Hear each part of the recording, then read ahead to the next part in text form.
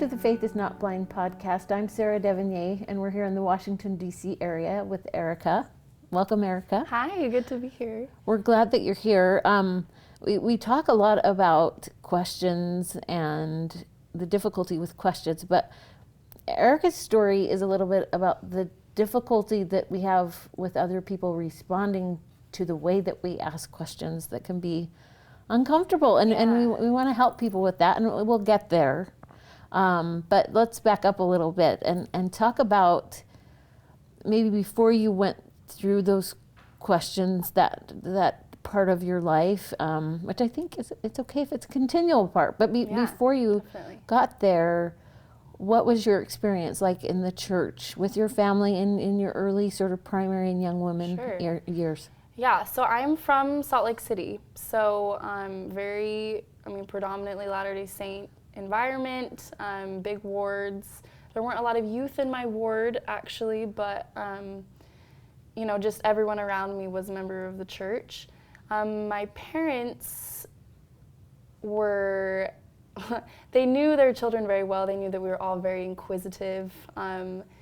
We were all really into academics, very career-oriented, and so we all kind of grew up asking so many questions. And I remember going to church. I think I had just graduated primary, so I was probably 12 or 13, and I was in a Sunday school class, and I don't even remember what the question was, but something was just really bothering me, and I felt like it really didn't make sense, and so I was raising my hand and asking, and it pertained to the subject matter of the class, but the teacher just shut me down. Interesting. And said, you really just need to have more faith. You need to pray about it. And that was, as a 13-year-old, that was just not satisfying. Yeah. And so I remember going home and asking my parents that question, and they sat me down and, facilitated an open conversation, and were really able to kind of soothe, that storm raging inside of me. So there was a contrast between how your questions were perceived and received at church and at home. 100%. So how did you navigate that so that you felt like you could still go to church and feel safe? Yeah. Asking questions. A lot of times I didn't want to go to church. I remember I was so frustrated one time at church that I walked out. I think it was like my 15th birthday, and I asked a question, and I just was shut down, and members of the class were like, "Erica, why do you always ask questions? Why are you so disruptive?" And I left. I was like, "Fine, if you don't want me in church, I'll leave." Wow. And my mom came after me, actually, and said, "You know what, it's important to go to church because it's not about them, it's about God. So, come back, you can sit by me. You don't have to talk to anybody else. We can talk about your questions when we get home, but just focus on your relationship with God." And so that was kind of the motto of my whole religious experience. It's not about other people. It's about your relationship with God, because there are so many times when I felt almost ostracized by the people in the community for asking questions, or for thinking differently, or for pointing to something in church doctrine or policy and saying, "I don't agree with that, and here's why," and being told that I don't belong, or that I should have more faith or pray more. So just, I guess, focusing on my relationship with God and not how other people are perceiving me, which is way easier said than done. Sure. Yeah. With the questions too, I think sometimes the motive for the questions can make a difference. Yeah.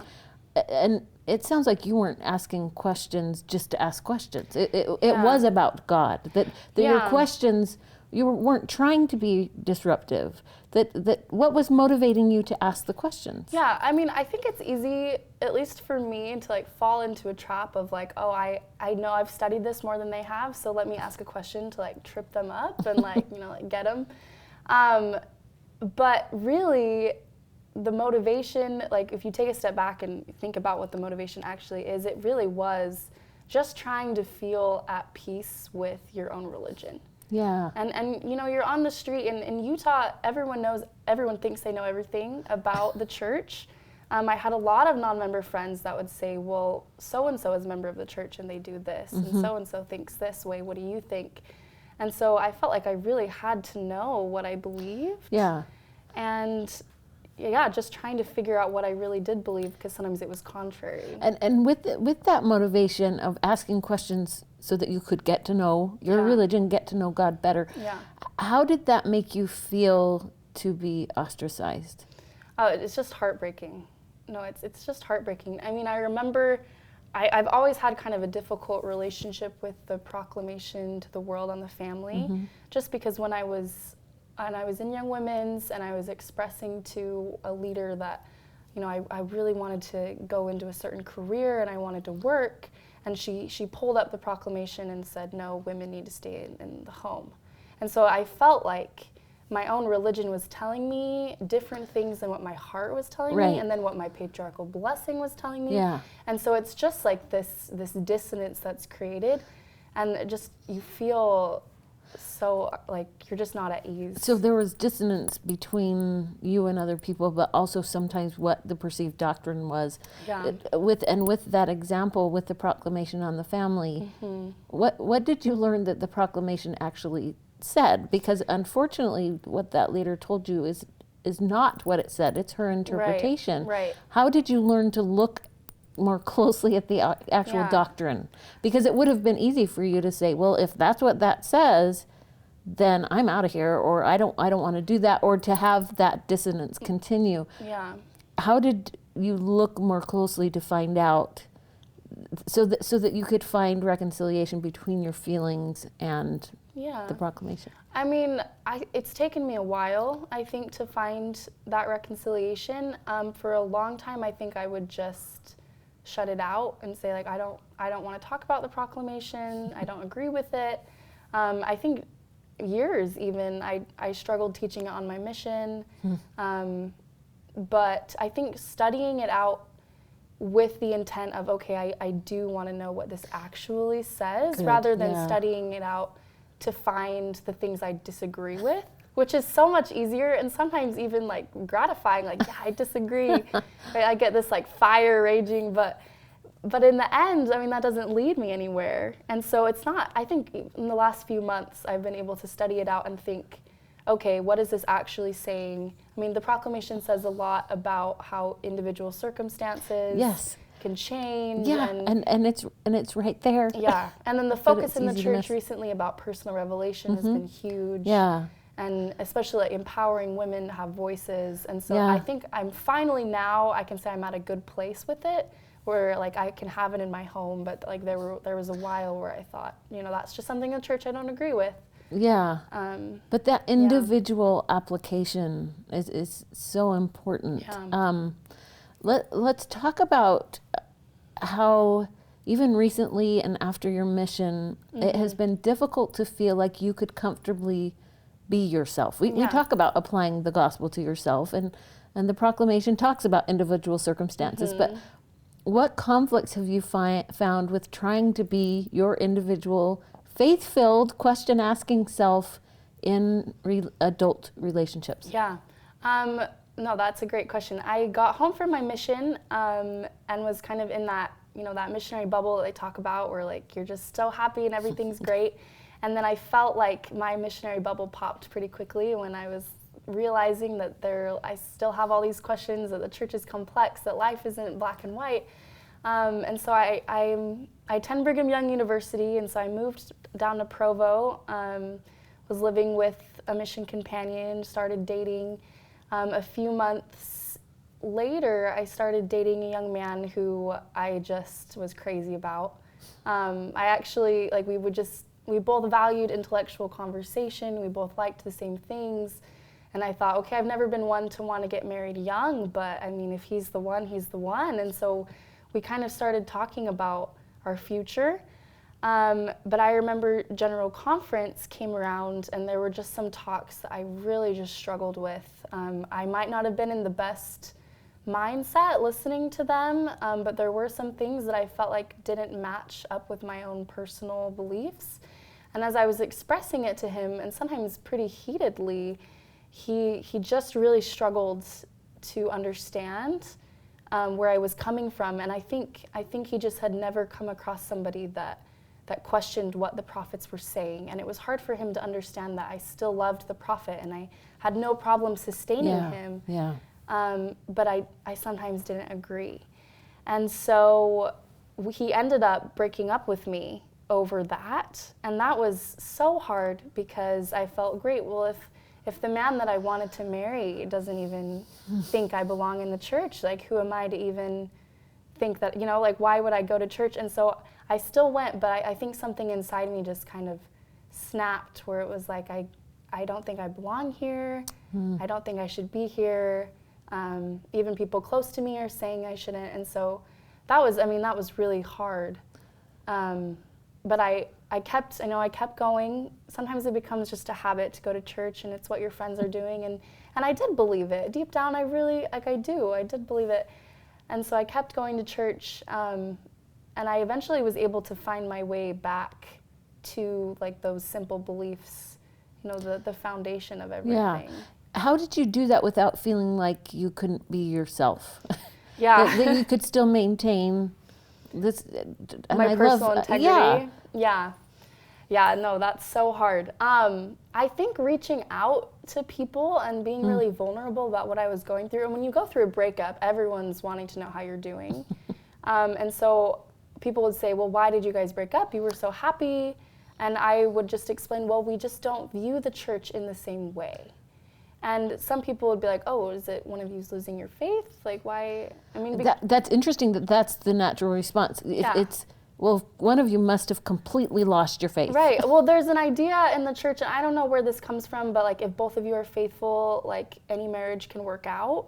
And so people were saying, well, the fact that you two broke up over the church must mean that one of you isn't faithful. That's what a nice logical fallacy. Yes, yes. And so I would explain, no, I think we're both faithful. It's just that I just have all of these questions, and I still love the church, but I'm not afraid to talk about, you know, the complexities of it. How did people respond to that as you tried to explain? Because that's a fairly nuanced way of looking at it.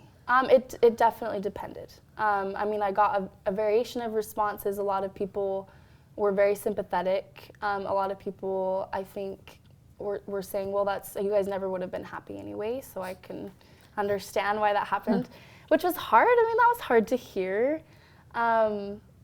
But yeah, I think it is a pretty new idea. But then talking to people, I realized that there were a lot of people in the same boat that maybe just weren't as vocal about their experience. Did you being vocal help them vocalize it as well? Yeah, I mean, I had a roommate that said, you know, I've never thought about these things before until I've met you, and I realized that church is a lot more complex than it's not just the primary answers, and within the primary answers there's nuance, right? And so I definitely think it helped people for me to be vocal about it, and also helped me kind of heal from the hurt of being almost betrayed by somebody. Yeah, and to feel listened to. Yeah. Will you share what happened within that relationship? Yeah, the end of the story. So we actually ended up getting back together, and whenever I talk about the relationship in that context of this is why we broke up, people are always like gassed, like it worked out. But what happened was there was a change in the temple endowment ceremony, and I'd heard about it, and I've always loved the temple. And so once I heard about the change, I think it happened January 1st. I was at the temple January 2nd. Like, I was there. Yeah, there were a lot of people at the temple January 2nd. Yeah. That's what happens. That's great. Yeah. And I went, and I just felt so validated, almost. Like, here I was hoping for change and struggling with concepts, and then there was change. Like, it can happen. And I think sometimes because there hasn't been a lot of structural change within the church since like the 1950s, we've kind of been lulled into this sense of, no, this is how it is. This is the doctrine. Right. And so the fact that there was change was just so validating to me. And it was very healing. And so I actually posted on Instagram, and I just posted a picture of the temple and just said, you know, for years I've really struggled with aspects of the church, but I'm still here, and I love God and I love the prophet. And today I was really reminded of you know, how beautiful the gospel is and that we can hope for change and it's okay to hope for change. And so the boy that I was dating actually saw my post, and it really, I think it really hit him that it's okay to ask questions and hope for change. And so we actually ended up, you know, getting back into contact and talking to each other, and working through some things. And that, I mean, that was about a year ago, and we're actually engaged now. So a happy ending. Yeah. Well, and to know that when you think about the restoration, I mean, maybe the changes have slowed down, but when you think about the number of changes that were constantly happening in the early years, and that our church is built on change and restoration. I mean, that's a lot of the restoration, and how wonderful that this relationship could be restored. Yeah, and I think it was good for me too to have somebody that hadn't questioned as much, because he would kind of calm me down and point out my motivation and say, Erica, why are you so angry about this? Let's talk about what about it makes you upset. And so, I mean, I do credit a lot of where I am now spiritually to him. So he kind of learned to ask more questions.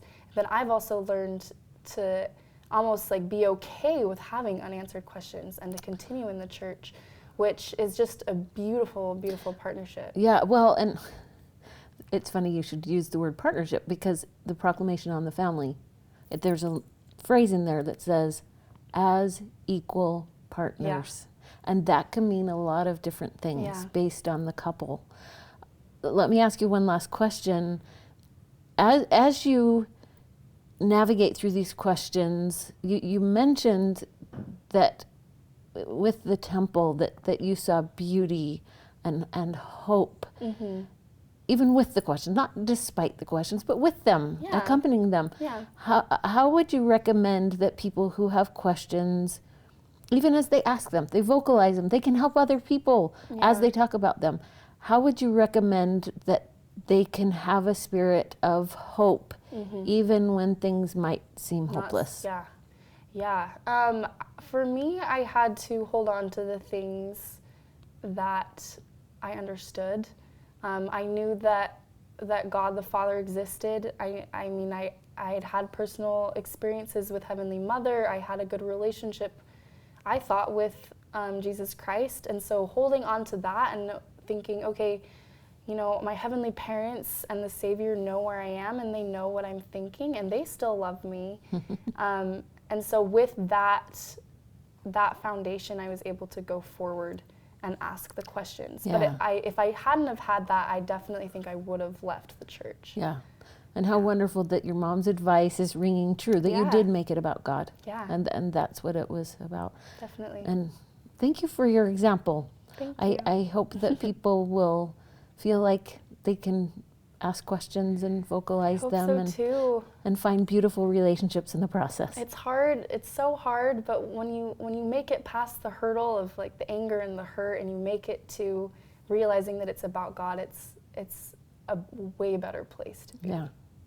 Well, congratulations, and keep it up. Thank you. Thank you.